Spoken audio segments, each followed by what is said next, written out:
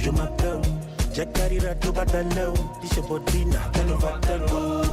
Omo yi ma pa mina, una too sweet Mirinda. Omo be you too bad, push your fat boat no too fast.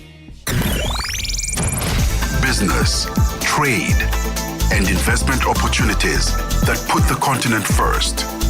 Africa in Business with Thami Ngubeni.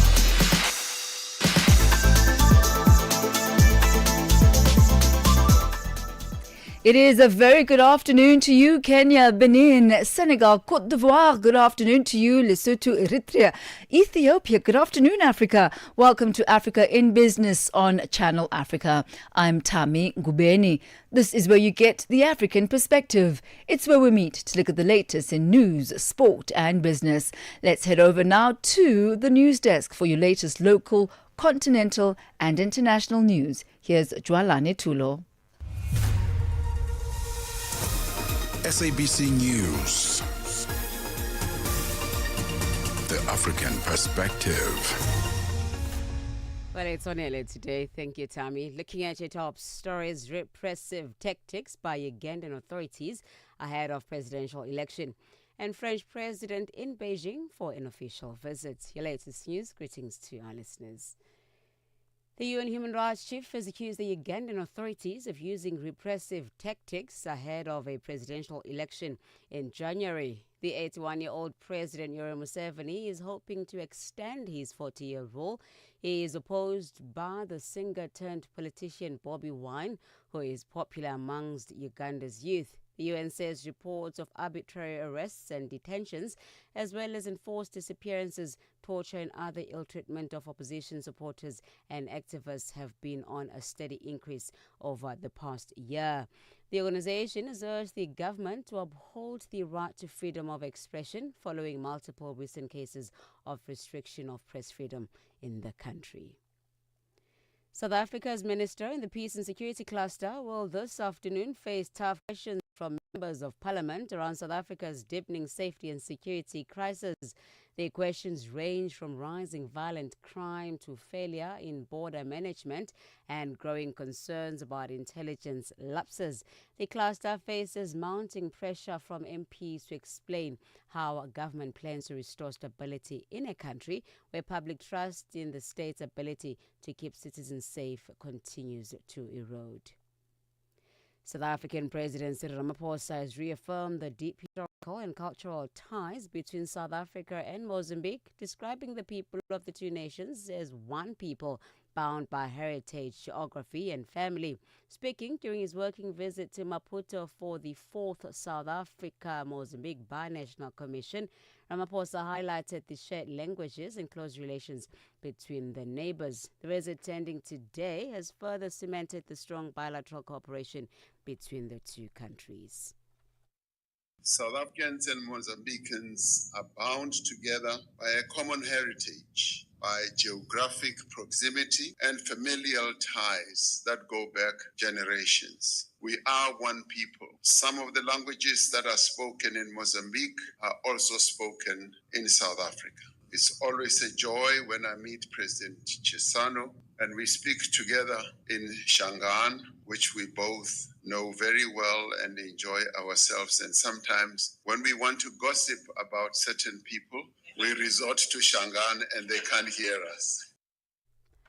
Ghana is hosting the 23rd International Conference on AIDS and STIs in Africa, ICASA 2025, for the first time. The 5-day conference, which begins today, is organized by the Society for AIDS and Africa under the theme Africa in Action, catalyzing integrated and resilient health systems and sustainable responses to end HIV, other infectious diseases and emerging threats. Country Director at Hamana People to People in South Africa, Clifford Zimondi, explains. So it is a change of ideas from across those who are working in the communities, scientists, policymakers. We are a network of 29 organizations, the bulk of which are in Southern Africa, which is the epicenter of the epidemic as such. We are here to network, find organizations that we can collaborate with, learn what are the next steps in our road to epidemic control by 2030 regarding universal health coverage, regarding the integration, provision of integrated at healthcare. And lastly, French President Emmanuel Macron has arrived in Beijing for an official visit that will also take him to the city of Chengdu. He is expected to urge his Chinese counterpart Xi Jinping to do more to end Russia's war in Ukraine. Chinese economic support is vital to Russia's war effort. The BBC's Stephen McDonnell. We are approaching festive season. We know very well that the community will be traveling to different areas, even areas that have known to have malaria. So we are also requesting that when they go there, they can get prophylaxis treatment for malaria in our local health facilities. That tablet is given to them 2 days before. They should take those treatment 2 days before they go to that area. And they also need to make sure that they drink those treatment when they are there in that particular area. And even when they come back to our areas. We do apologize for playing the wrong sound there.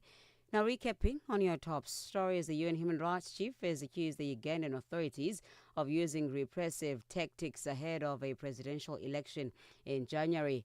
The 81-year-old President Yoweri Museveni is hoping to extend his 40-year rule, opposed by singer-turned-politician Bobi Wine, who is popular amongst Ugandan youth. Channel Africa News, I am Onele Tsinzi.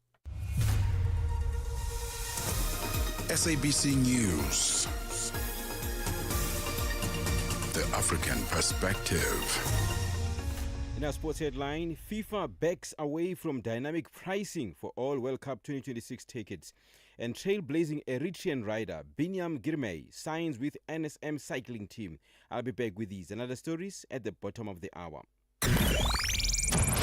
Business, trade, and investment opportunities that put the continent first. Africa in Business with Thami Ngubeni. It is indeed investment, trade and business opportunities coming up for you on today's edition of Africa in Business. We'll focus on President Cyril Ramaphosa's visit to Mozambique, where he highlighted various opportunities that exist for partnership, but also where Mozambique can continue to contribute to trade on the African continent. A look at various sectors, including tourism, agriculture, infrastructure and mining. We'll also take a look today at the African Union's inaugural conference on digital agriculture that's just wrapped up in Addis Ababa in Ethiopia. We'll be focusing on the commitments that have been made to digital transformation, that being a cornerstone for agricultural modernization, food security, as well as sustainable growth. We'll also take a look at the impact that Europe has had as far as South African exports are concerned.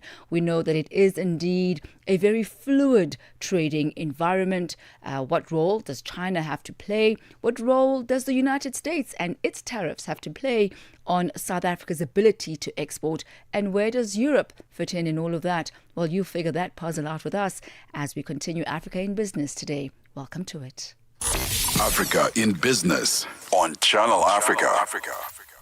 We begin here this afternoon with the Association of Chartered Certified Accountants Africa. Their members' convention opened in Mombasa with strong calls for accountants to build tech-driven skills, enhance their public influence, and adapt to Africa's shifting economic landscape. These themes shaped the first day of deliberations, with the convention running in Kenya until this Friday, the 5th of December. Channel Africa's Lebohang Mabange is attending and filed this report. The first day of the Association of Chartered Certified Accountants ACCA Africa Members Convention set the tone for a profession under pressure to adapt. Speakers emphasized the urgent need for accountants to build new skills, embrace technology, and prepare for Africa's shifting economic landscape. ACCA Director for Africa, Jamil Mpoma, said while accountants remain strong in technical reporting and analysis, the future demands far broader capabilities. I think from a professional accountancy perspective, the fundamental is to be able to be technically sound to do the work that we do. So from a reporting analysis, we believe that professional accountants are very strong. However, we also see that there's a lot of requirement for professionals to be technology savvy, being able to work with data, comfortably doing analytics.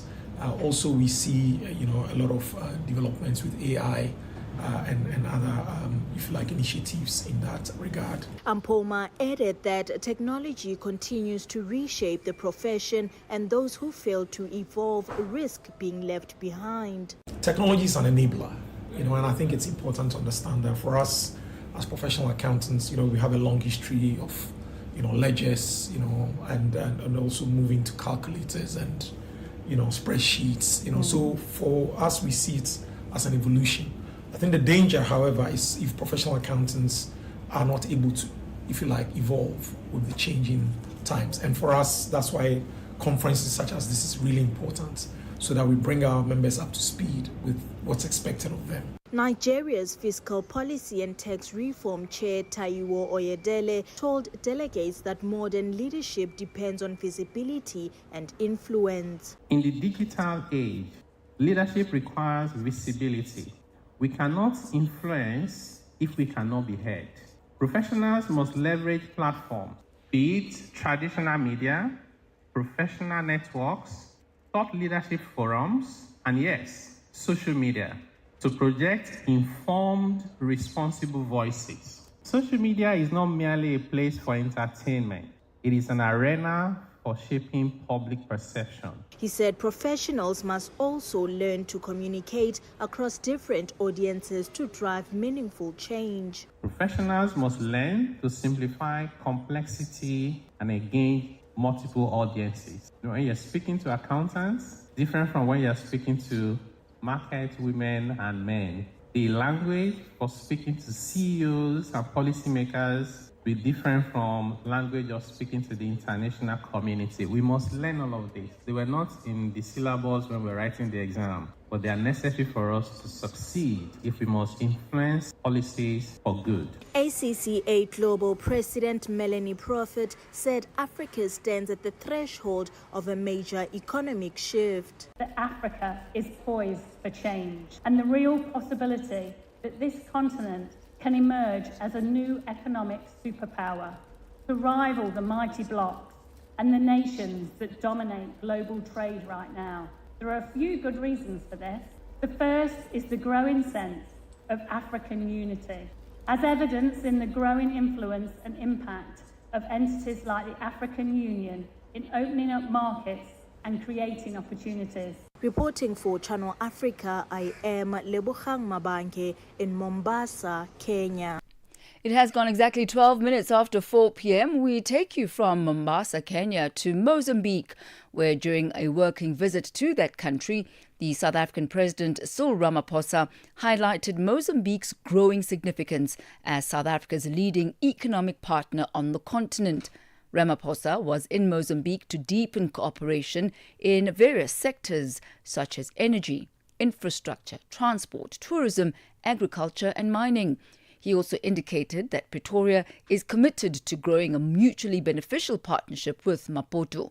For more on this, we joined on the line by Nogwanda Masego, a senior economist at the Trade and Industrial Policy Strategist known as TIPS. A very good afternoon to you, Nogwanda. Welcome to Africa in Business. Thank you for having me. So Mozambique is South Africa's largest trading partner in the SADC region. How are the trade relations between the two countries? Would you describe them as mutually beneficial? Firstly, I wouldn't really say they are the biggest. I think they're like the second biggest in terms of imports, second biggest in terms of exports, or maybe third biggest. And I think that's actually important to point out because of what's been happening, especially with exports over the last few years, which is that there's been some exports moving from South Africa to Mozambique, which are actually destined for China. And that has been skewing the trade data and making it look as though we're suddenly exporting more to Mozambique. And for me, it's important to point out because, as I'm saying, it's skewing the trade data and therefore making us reach conclusions that are, that are not actually true about the state of our trade with the country.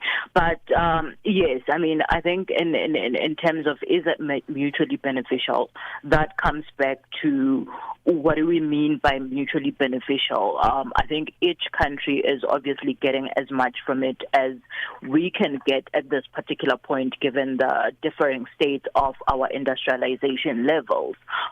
So when we look at what we're getting from Mozambique, for example, a lot of it has to do with natural gas, a lot of hydrocarbons that we're getting from that country, and those generally tend to go to Sasol for their petrochemical production.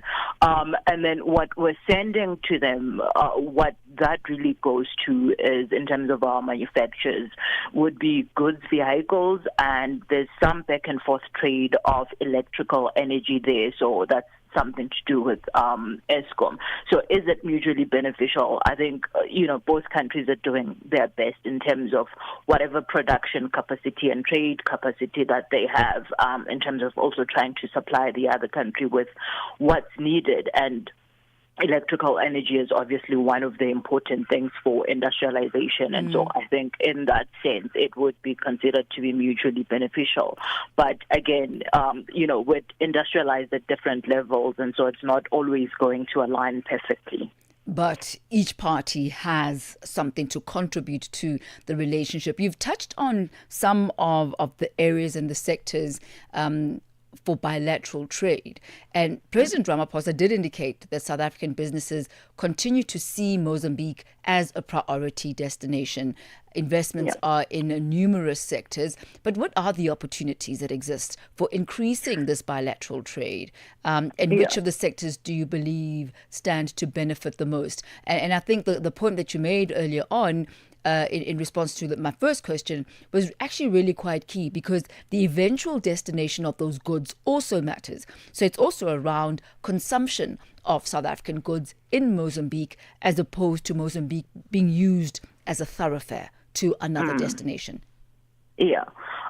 So, I mean, what we're seeing from the trade, I think what we are supplying to Mozambique really is around automotive products, so especially, goods vehicles. So that would be lorries and trucks and stuff like that. And then the other areas where there is also some trade would be in the line of, what we're sending to them around the lines of capital equipment, so pumps that are used in different industries. And I think there is still room in there for South African business to benefit, in the sense that as Mozambique industrializes, they're also going to need some of the capital goods that, are coming from South Africa. Some of them are manufactured locally, some of them are assembled locally and going into Mozambique. So there's some benefit there. But I think one of the pressing ones would probably be around the benefit to South Africa's agriculture.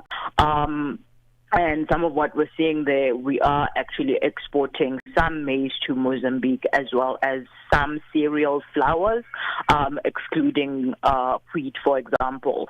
And so I suppose it would depend as well, do we need a new market for those kinds of crops, any agricultural products, and would Mozambique be able to take, some of that excess, what would be excess supply at that particular point, given the sort of trade relations with the U.S. right now? But again, yes, in terms of opportunities, it would depend on how much the country is able to take in terms of their own domestic consumption, and not just for re-export to other countries. And I do think that requires additional analysis, because what we know right now really is around sort of the trade in some of the bigger stuff like automotive components, and some of the stuff around steel, for example. Those are just some of the top-line items. But I think as the country industrializes, as I was saying before, I think there's probably going to be demand for bigger value items, and so there's opportunity there. You speak about Mozambique's industrialization. I'd like us to spread the net a little bit wider, if we may, and look at SADC industrialization and what role the South Africa-Mozambique trade relations plays in supporting the industrialization of the region as a whole, and what importance the Maputo corridor has in achieving that. Yeah. So, I mean, if you're coming at it from like a sort of South African perspective, just looking at the geography of Mozambique and South Africa, Mozambique is the gateway to the rest of the region in the sense that, you know, if you take the N4 all the way to Komati Port, you get to the border with Mozambique. If you're taking Libombo, it's the same thing. And for South Africa, that has actually enabled us to sort of find a workaround around some of the infrastructure issues we've been having with rail. So Transnet, for example, has an agreement with the Maputo Ports Authority that lets Transnet, you know, move some of the ores that are meant for China. We actually move them via the port of Maputo. And it's the same for the other countries within the regions, especially those that are landlocked. They're able to get their goods to market and get some goods from market via the Maputo corridor. And if you're looking at some of, for example, the benefits that are obviously going to be coming from South Africa being being the biggest economy in the region, and then also looking at sort of the logistical issues that Maputo or Mozambique help to address, I think those two countries particularly then play a big role in trying to help the industrialization of the region, just in terms of making sure that there are some of the necessary equipment coming in. Obviously, whatever is imported that is going to the rest of the region, in some cases comes through via South Africa, and then some of it would then be taken via the Maputo corridor.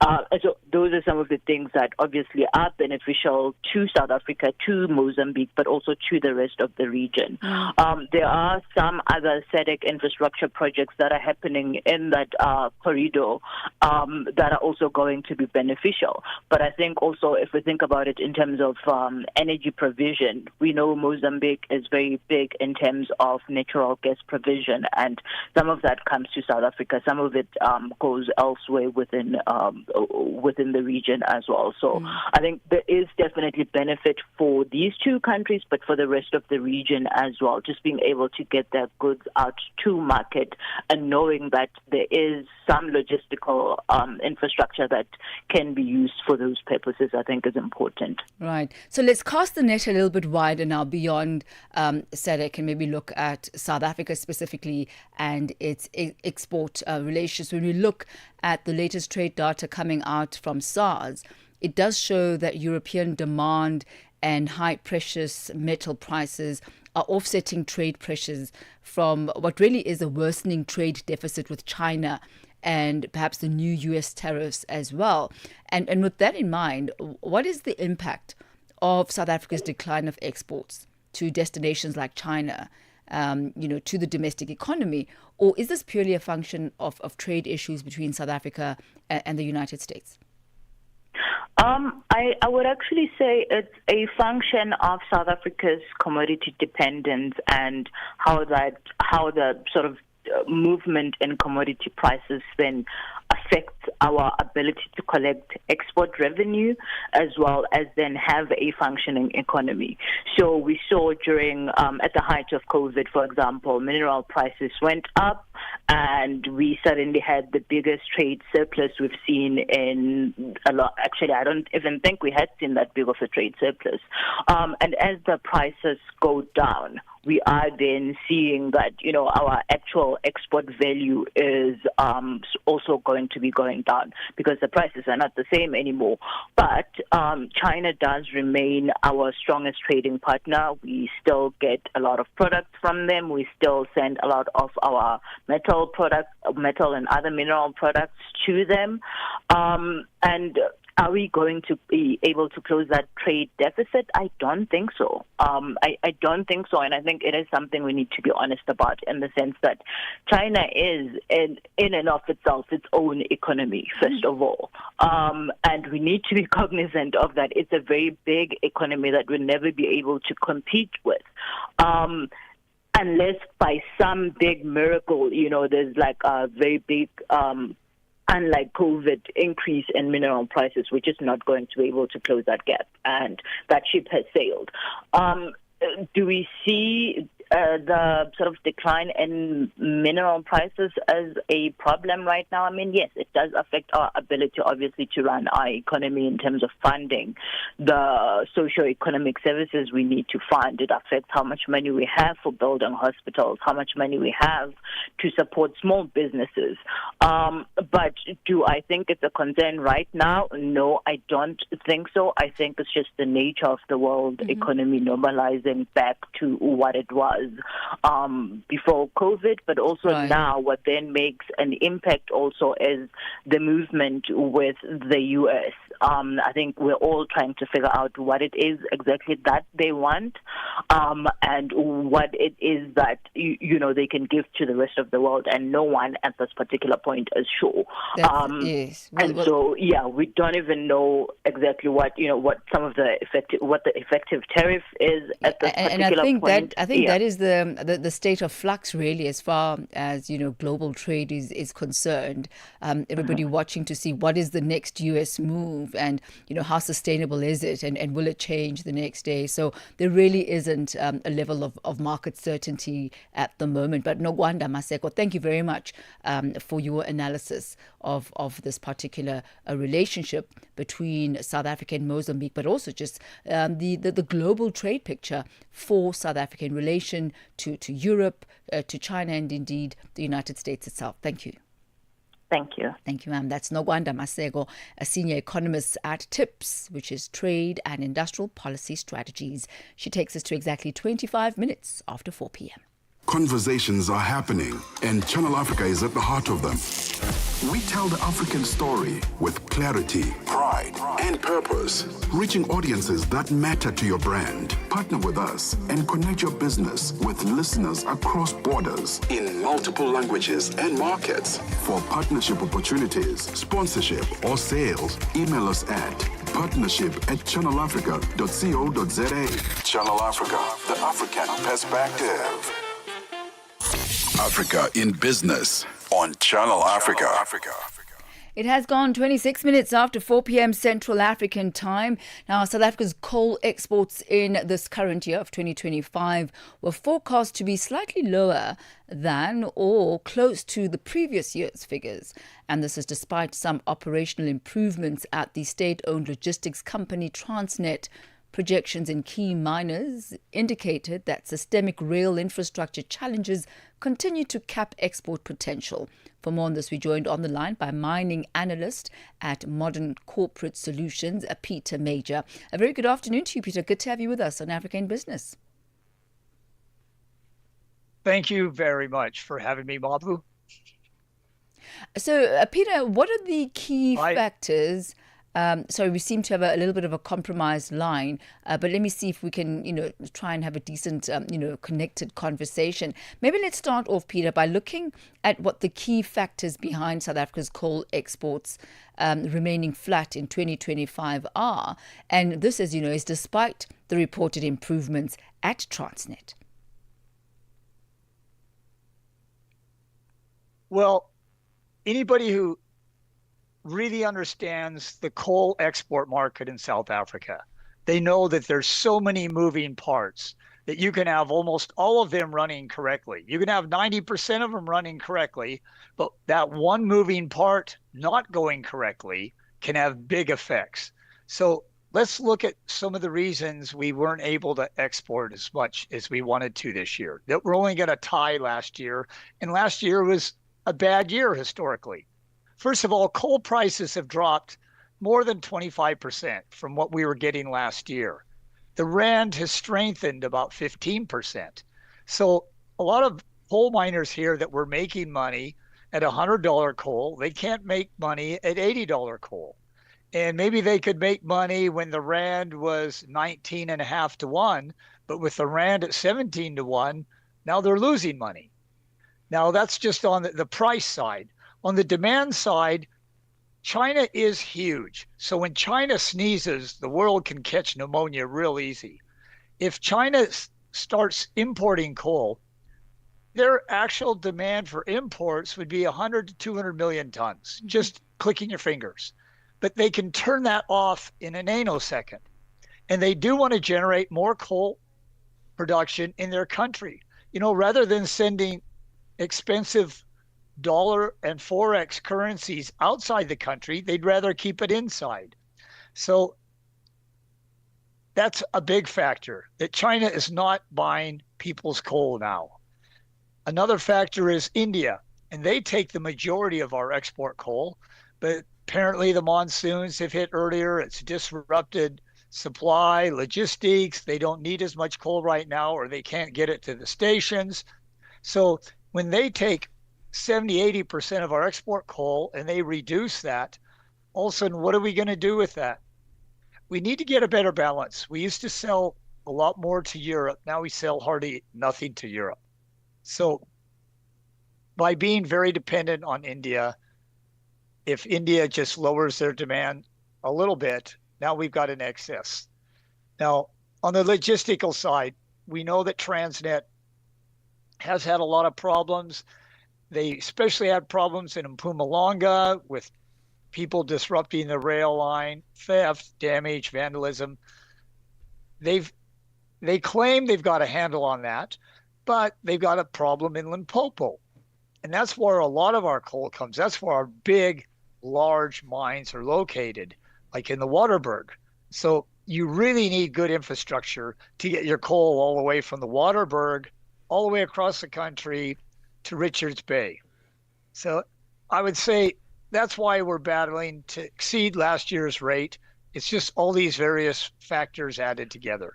And I think you've really highlighted, Peter, all the major, influences of as to why the export market has shrunk and the over-reliance that we have on various countries.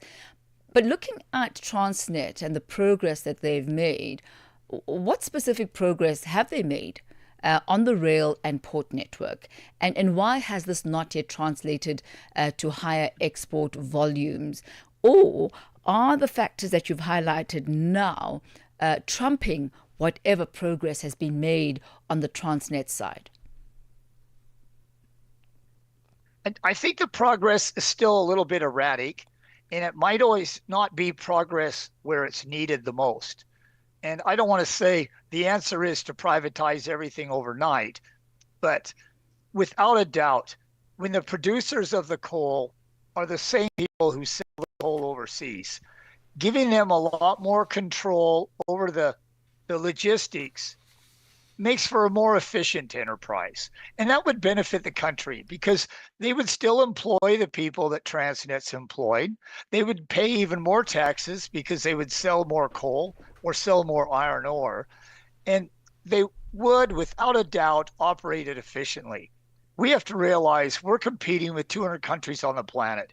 We have to benchmark everything we do against world best. And we haven't done that the last 20, 30 years. We thought the world owed us a living just because we were a powerful mining producer 30, 40 years ago. We now realize nobody owes us nothing. We have to take care of ourselves.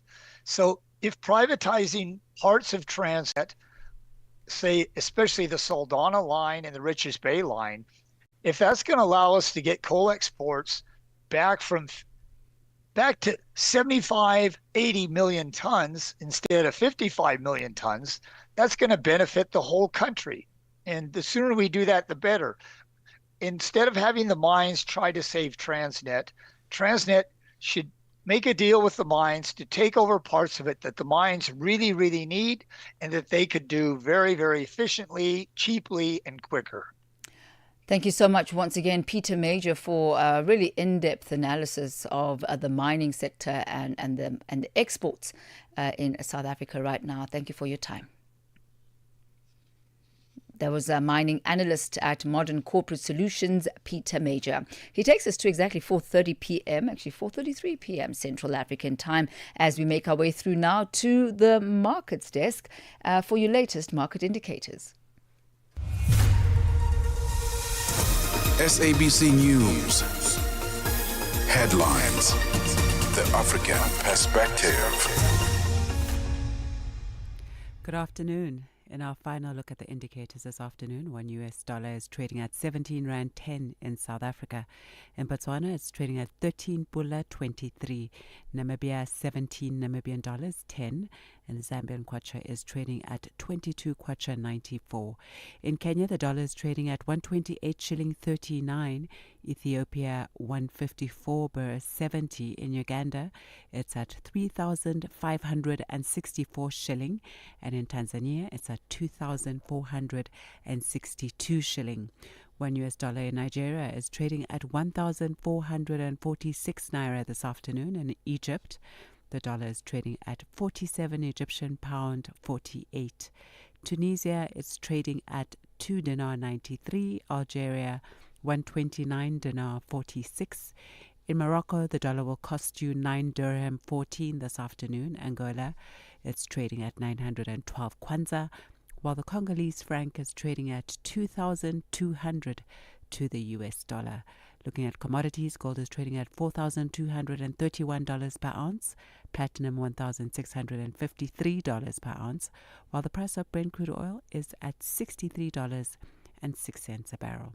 And that's the indicators. For any business stories you'd like to share with us, please do send us an email to newsroom@channelafrica.co.za or give us a call on +27 11 714 4459. For Channel Africa Business, I am Bontle Hetbush.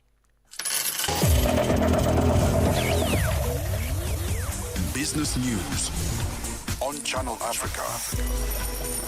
The African Perspective. And for the latest from the business of sport, here is Figile Lingwati. Sports on Channel Africa. The African Perspective. And in our sports business, we begin with football news. Well, football's governing body, FIFA, has backed away from using dynamic pricing for all 2026 World Cup tickets amid concerns about the cost of attending the tournament in North America. The organizers insisted they always plan to ring-fence tickets at set prices to follow your own team. But the announcement comes just days ahead of Friday's tournament draw in Washington, D.C. The ring fence allocation include tickets reserved for supporters of the participating member associations, who will be allocated 8% of the tickets for each match in which they take part, including the conditional knockout stage matches. FIFA says the cheapest tickets are from $60 in the group stage, but the most expensive tickets for the final are $6,730. There will also be sales window after the draw from the 11th of December to the 30th of January, when ticket applications will be based on a fixed price for those buying in a random selection draw.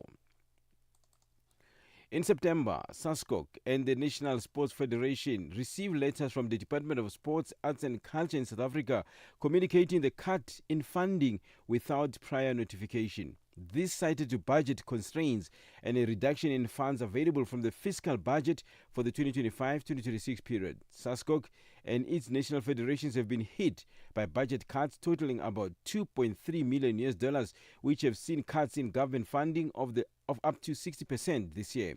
The cuts also meant SASCOC and the federations faced a reputational risk with their stakeholders, including the International Olympic Committee, corporate sponsors, the public and athletes, coaches, administrators, and technical officials. But Chief Financial Officer of Department of Sports, Arts and Culture, Israel Mohammed, says they are still in early stages of the new funding model. The model to fund federation is based on the issue that because the fiscal pressure that we have, so we need to get an outside help. So in terms to say how far are we are at the early stage of funding. Also, we have Minister, of course, with the one-on-one meetings that he has with Federation. He also discussed the issue of the funding model. He wants to see when Federation are financially sound and they are not relying on government funding. But in terms of the plan being ready, I'll say, Chair, where we are now is not even more than 50%. And the president of the South African Sports Confederation and Olympic Committee, Barry Hendrick, says the money from the department was not used for paying salaries. So SASCOC delivers teams and receives money from a variety of sponsors and funders. And when we report back to the Auditor General every year, the report is based on the funding received from the department, and that does not include the salaries. And in cycling, Binyam Girmay recently signed a new 3-year contract with the NSN cycling team that is estimated to pay him an annual salary of between $2.3 million to $4 million. This new deal, which was officially announced in early December 2025, makes Girmay one of the top 10 highest paid cyclists in the world. His salary is believed to have potentially doubled from his previous contract with Intermarché Wanty, where he was earning an estimated annual salary exceeding $1.1 million. Let's end with golf. The 2025 Hero World Challenge begins on Thursday at Albany Golf Club in the Bahamas. And the world number 1 defending champion Scotty Scheffler, US champion JJ Spawn, and others will be there. The total purse for the 2025 Hero World Challenge is $5 million. The winner of the Hero receives $1 million or 20% of the total purse. The number 2 will pocket $450,000, while number 3 go home with $300,000. For any sports stories you'd like to share with us, please send an email to newsroom@channelafrica.co.za or call us on +2711 714 4459. This is Channel Africa Sport with me, Figile Lungwati. Sports on Channel Africa. The African perspective. Africa, voici Abedi.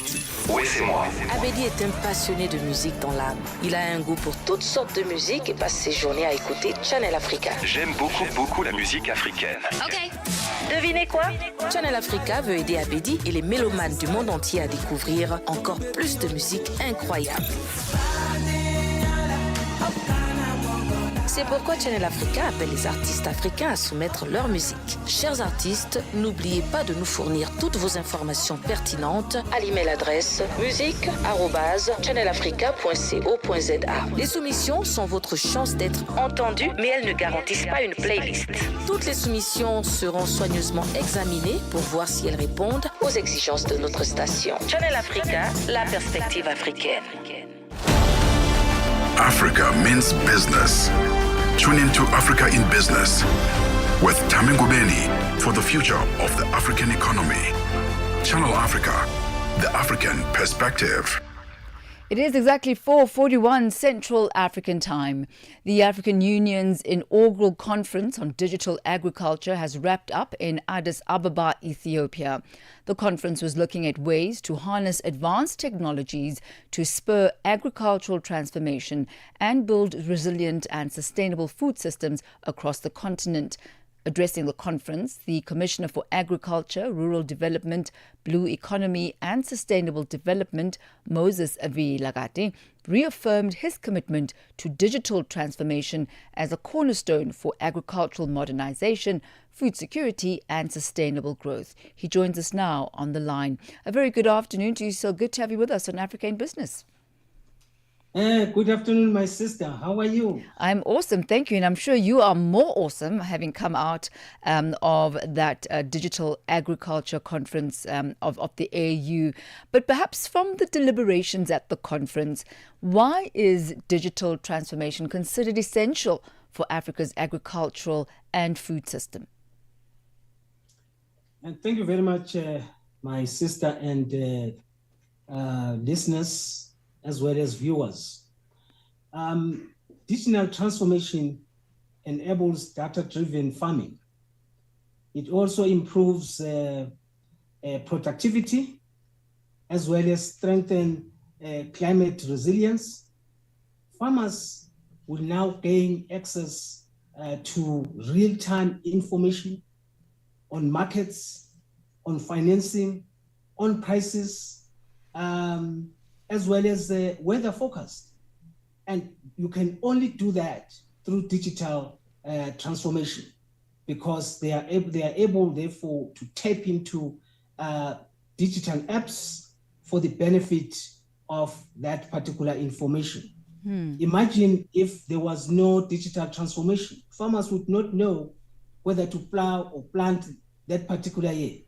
But now through that weather forecasting, they're able to say, I will be able to go to the field, and therefore I want to produce. It's quite clear that there are a number of digital tools that are being developed in order to mainstream and streamline the entire agricultural process. But it's one thing having the digital tools available. What about the policy reforms that are needed in order to be able to unlock a wider adaptation of these tools in agriculture on the continent? Yeah, the policy reforms are very key to unlocking adaptation of digital tools. In the first instance, you want accessibility, which therefore requires broadband, and it must be reliable as well as affordability. So you need to have reforms in that regards. The issue of affordability to reduce the costs, it's very, very important, because it's one thing to say we have the Internet of Things, but the costs are exorbitant because farmers will not be able to access that. There is also the issue of data governance, frameworks, particularly for privacy, as well as the interoperability, how you operate it. You know, data can easily be changed if not secured. So the security of the data, the reliability of the data is very, very, very key. And nowadays we also have cyber security issues. So those are part of the reforms that we need to inculcate as we develop our digital transformation. As far as expanding Africa's rural connectivity, were there any suggestions that were put on the table on how this can happen in order to ensure that farmers can actually use various digital tools? The issue of, indeed, there was a declaration. The declaration is saying, let us ensure that farmers are accessing these apps, these tools. But that requires the private sector, because we are saying to governments, come up with the reforms so that there's a good playing ground. And as you are aware, once you've got a very good playing ground, the private sector then comes in there because they are there to make money.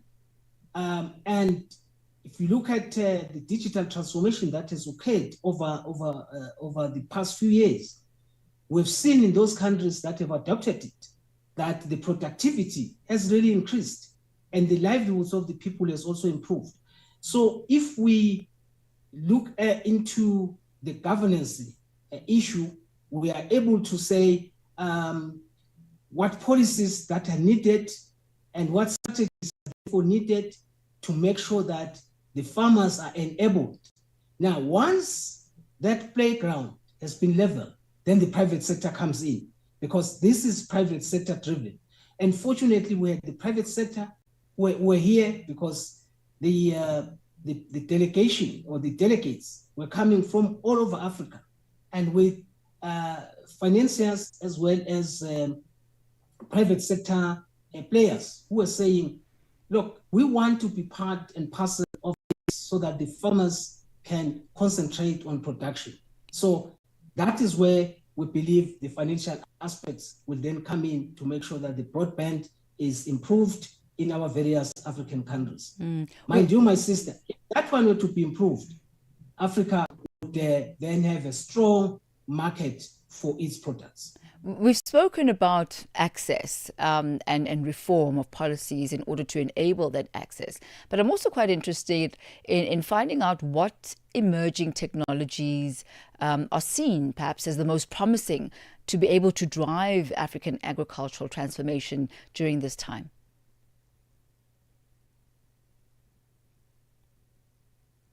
Are you with us, Mr. Vilagati? All right. Seems like we've lost that connection with Mr. Vilagati. We'll try and get him back on a better line. It has gone exactly 4:48 Central African time as we continue to deliberate on the African Union's inaugural conference on digital agriculture. And as you can hear, Mr. Vilagati highlighting the need for broadband affordability, the need for accessibility, and the declaration that has been signed in order for policies to actually be amended and changed in order to allow that. He says that this will indeed be a game changer. When we do get him back on the line, I'm really interested in seeing, I believe he is back with us, Mr. Vilagati. I was just, talking to our listeners now and saying I'm really looking forward to seeing which emerging technologies you would highlight as perhaps being the most promising and most beneficial for African agriculture during this time. Thank you very much. I'm sorry about that glitch. The first one is really the international of things, the Internet of Things. Because if we have got the Internet of Things, you are able to access a large number of people. So for me, that is the first one. In particular, we are looking at issues like soil mapping and monitoring, as well as crop monitoring. That one helps us in that regards. The emerging one is the AI-powered advisory platforms, because they are becoming very, very important. It's a new technology, but it is already shaping Africa. And I think it will be the best technology that we'll be looking into in future. And we think that is also going to help farmers move forward. We also have the mobile-based platforms, particularly for financial inclusions and market access. Because as we are aware, when we look at market access, only 15% of the products from Africa are actually marketed within Africa. In fact, we do more business than Europe. 80 to 85% of our business is with Europe. And what is the real issue? The real issue is that we cannot interconnect with the markets. So if we have the mobile-based platforms for How unfortunate, Mr. Vilagati. Well, unfortunately, I have to leave it at that, but I think he did really get to the crux of some of the emerging technologies and focusing there towards the end, towards an AI advisory platform. And my next question to him was really about the reliability of these AI platforms, because we do know that there's still a lot of training that needs to take place in order to verify the information that is collated via artificial intelligence. But that perhaps is a conversation for another day. It does, however, wrap up the African Union's inaugural conference on digital agriculture. That certainly is not only the way of the present, but it is the way of the future as well. And with these various policies being adapted as well as amended in order to increase accessibility for African agriculture. And then also there's him speaking about the fact that 80 to 85% of our business is actually done with Europe. Once again, focusing on the need to have intracontinental trade, removing those barriers that allows Africa to do business with itself. It is exactly 4:51 Central African time. Coming up in just a moment, a sneak peek at what Vue d'Afrique has in store for us. Africa in Business on Channel Africa. And talking about Vue d'Afrique, we've got Madame Joël in the building. Bonjour à tous les auditeurs de Channel Africa sur Vue d'Afrique. Tout à l'heure, il sera question du Niger qui annonce une plainte contre la société française Orano, accusée d'avoir abandonné à l'air libre plusieurs tonnes de déchets radioactifs. Et nous parlerons aussi du financement au développement. Donc, le Burkina Faso se dit prêt à refuser toute aide. Les détails, c'est dans Vue d'Afrique. Avec Jolino, dans la deuxième partie de Vue d'Afrique, il sera question en sport, notamment de l'aménagement du calendrier de la CAN 2025. Merci de rester connecté. Merci, Thami. Merci beaucoup. She comes and she joins us in about 8 minutes' time. From markets to innovation. Africa in Business with Thami Ngubeni covers it all. With Africa's future in focus, Channel Africa, the African perspective. Now, finance has become one of the defining pressure points ahead of COP30, and particularly as the European Union and several developed country blocs continue to resist reopening the new collective quantified goal, that's the NCGQ, that was agreed to at COP29. one of the most constructive pathways forward is shifting attention to the real enablers of progress. We're talking about credible investment plans, capacity building, and projects with clear, high-return climate impact. ABSA says it's mobilizing sustainable finance at scale through green bonds, sustainability-linked loans, and other innovative mechanisms to close Africa's climate investment gap and unlock new opportunities for growth. To discuss this further, we're joined on the line by Kenneth Milanzi, Head of Stakeholder Relations at the ABSA Group. A very good afternoon to you, Mr. Milanzi. Good to have you with us. Good afternoon, Thami, and thank you for having me. So when we look at the continent of Africa, it contributes less than 4% of global emissions, but it bears some of the worst climate impacts. How should climate finance commitments be set up in order to reflect this disparity? No, thank you for that question. And as you rightfully put, we are considered the least emitting, yet most impacted. So perhaps very timelessly speaking, just after COP30 and G20, finance has been a central pressure point, and progress hinges less on political negotiations and more on enabling credible investment plans, capacity building, and high impact climate projects.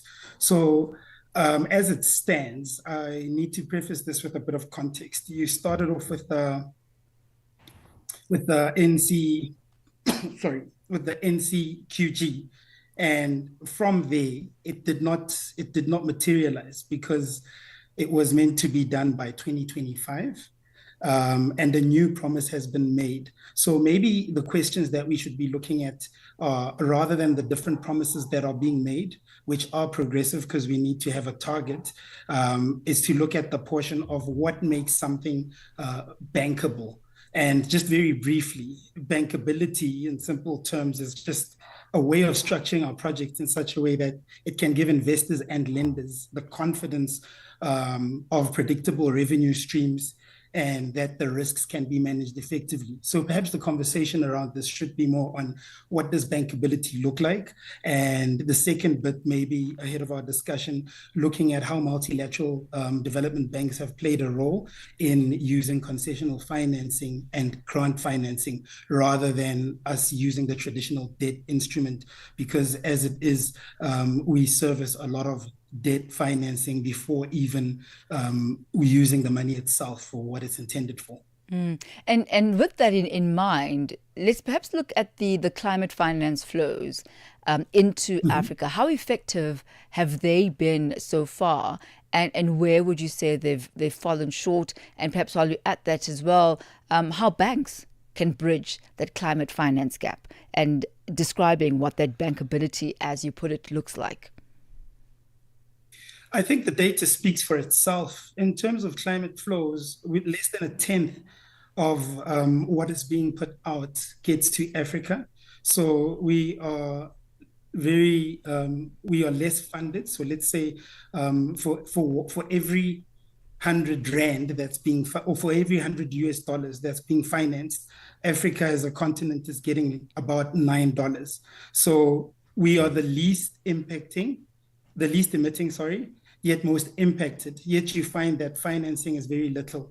And then maybe two parts, just to preface that with some context.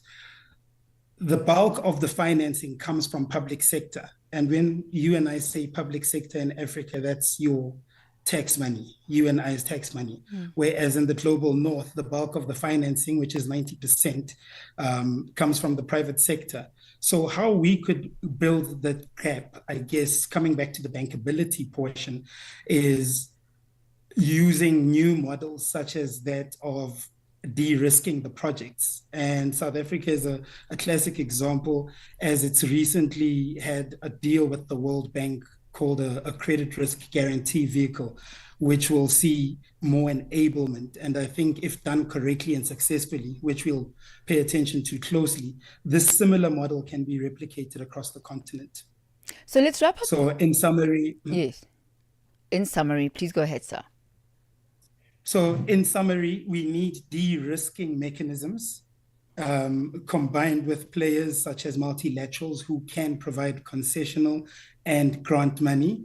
And also the debt issue, how we finance our debt as it is will not suffice and it's not sustainable. I think this has been belabored as a point through the G20 conversations, looking at the cost of capital for Africa being significantly high for what it truly is, through what is called the perception premium or prejudice premium. So I think where the banks can play a role, Africa as a continent is well able to capacitate domestic flows. And we are in that unique position that we understand our markets and we can drive solutions which are for Africans by Africans. Well, thank you so much, Mr. Kenneth Milanzi, Head of Stakeholder Relations at the ABSA Group, as we focus on post-COP30, as well as climate change and financing climate change and that big issue of bankability,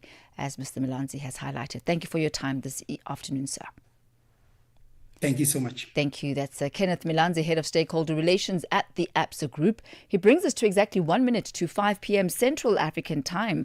From myself, Thami Ngubeni, and the entire Africa in Business team, do rester connectés as we hand the reins over now to Voix d'Afrique and the African Desk.